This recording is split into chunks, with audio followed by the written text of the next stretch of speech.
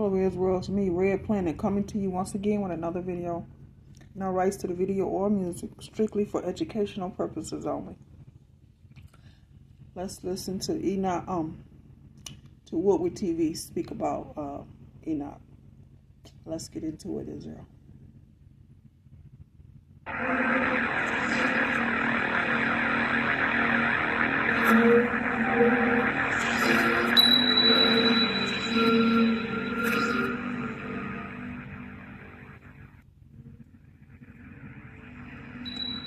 So I'm going to tell you a story.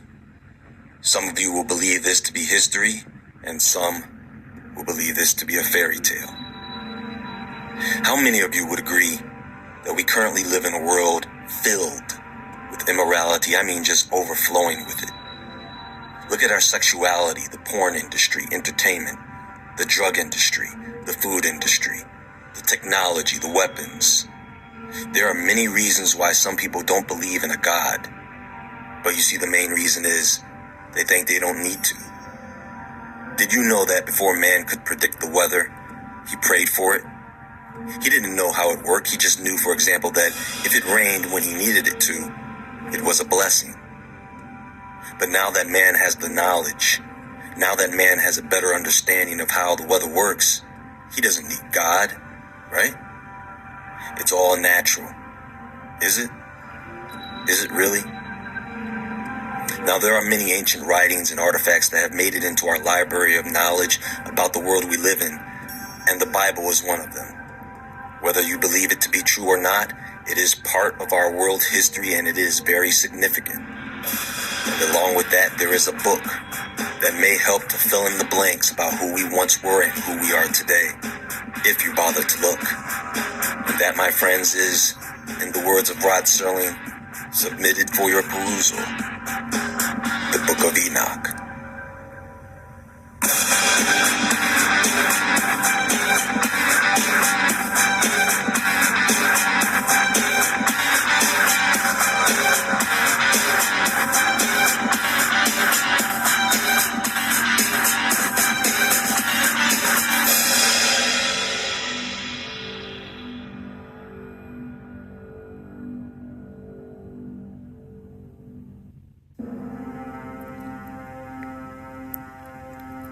How many of you have seen a magician or illusionist and have been in awe at the sight of their illusion? You see, you know it's an illusion. You know it's a trick. But because you do not know how it works, to you it's magic. Oh, there must be some explanation. Yes, there is an explanation. But once it is explained, it is no longer magic. It is science. Isn't that interesting? So here's the story. Enoch. And if you don't know who Enoch was, he was the son of Jared from the 7th generation of Adam. Enoch, or Anak in Hebrew, was the father of Methuselah and the great-grandfather of Noah. He was 65 at the time of Methuselah's birth, and he walked with God for 300 years before God took him. Now, Enoch wrote this book sometime after the birth of his grandson Lamech and before the birth of his great-grandson Noah. And it was written for two reasons. One, to save his family from the great flood, and two, because the Watchers instructed him to. The Watchers. You see, no one knows how many angels there are, but there are many, and they all had jobs. Managers of the universe. And as the population of human beings began to increase significantly, several of these angelic beings began to take notice of something. The men of the earth had daughters, beautiful women, and these angels desired them. They desired children. They communicated to each other plans to take human wives for themselves. And so according to Enoch, it was Semyaza, the leader of these angels, that said, "Listen, I know that you all do not want to do this because of the consequences you will have to face, but I am going to take the responsibility for your actions." And this total of 200 angels swore an oath. They all agreed to a bond with each other that they could not break. And so they proceeded to take wives, one each. And they did things with these women, sexual things, without discrimination. I guess their motto was anything goes. And during all this, these angels taught them charms and spells and the cutting of roots and trees. In other words, they taught them how to perform rituals and get high. And of course, these women got pregnant and bore large giants. And their height was 3,000 cubits.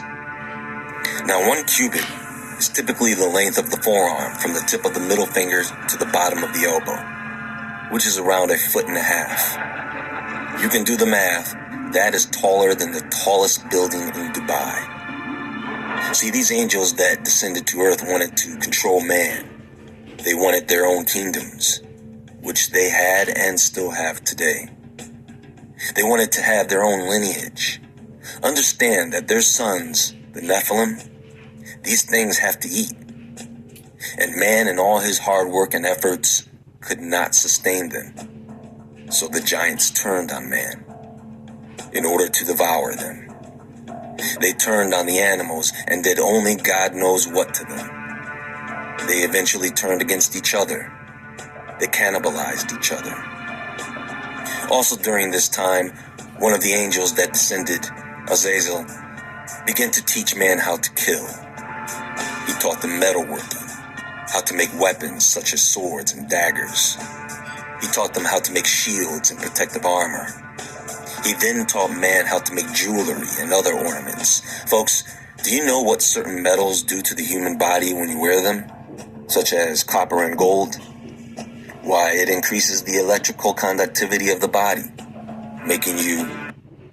It's time to wake people up to this deeper history and also our deeper connection with something beyond a better receiver. This unappointed watcher taught them the art of beautification and how to apply makeup. And this was the beginning of the total corruption of man. Some of the other angels taught men how to cast spells. They taught them astrology and the path of the moon. Think about it.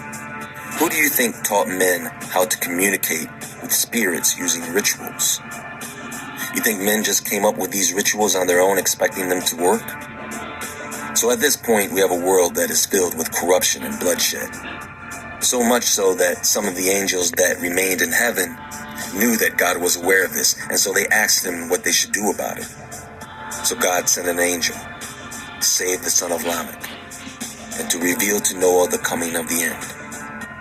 He then instructed Raphael to bind the hands and feet of Azazel and throw him into darkness, covering him with jagged stones in the desert of Dudal, which is believed to be east of Jerusalem, but no one is certain, especially since the world after the flood would be much different. God then sent Michael to inform Semyaza and the others that they would have to stand by and watch their children kill each other off. And once they witnessed the destruction of the Nephilim, these angels were to be imprisoned for 70 generations in the hills of the earth. Then came the Great Flood. So fast forward to today, the question is, if these accounts of Enoch were true, is there any evidence that exists to support it? You see, a fossil, well, most fossils, are formed when a plant or animal are suddenly buried beneath water, mud, and silt. This is why you don't see fossils that are recent. Are you with me so far? If you've been paying attention, you know that the number of giant skeletons that have been found as of today is in the thousands. Are they all a hoax? These discoveries have been going on since the early 1900s, and they are not found in just one place, no.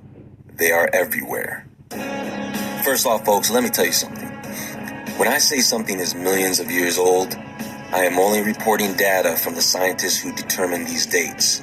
It does not mean that I agree. I know better. You see, there are various methods to determining the age of a fossil. Unfortunately, the older something is, the less accurate the dating.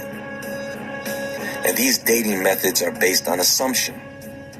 They assume uranium-238 has a half-life of about 4.5 billion years, based on a standard that was created back in 1971. Assuming that the uranium-238 to uranium-235 ratio has been constant since the forming of the Earth. The truth is, it varies from rock to rock.